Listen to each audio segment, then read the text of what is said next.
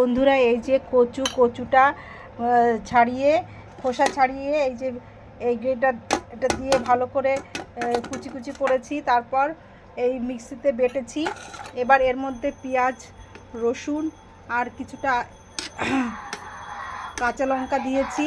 এর মধ্যে নুন চিনি দিয়ে এই যে এটা বাটা হবে, এটার মধ্যে মিশিয়ে নেব। বাবা খাবে, এরকম করে ধরো মা, এরকম করে ধরো, ধরে হ্যাঁ ধরে থাকো।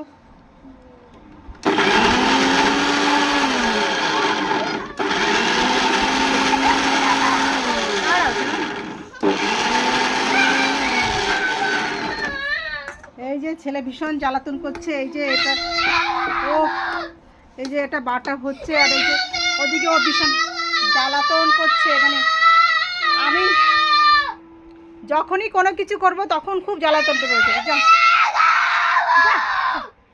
এরপরে একটু নামিয়ে সর্ষের তেলটা দিয়ে মেখে নেবো, এটার মধ্যে মিশিয়ে নেবো। ওকে এ বাবা জ্বালাতন করছে।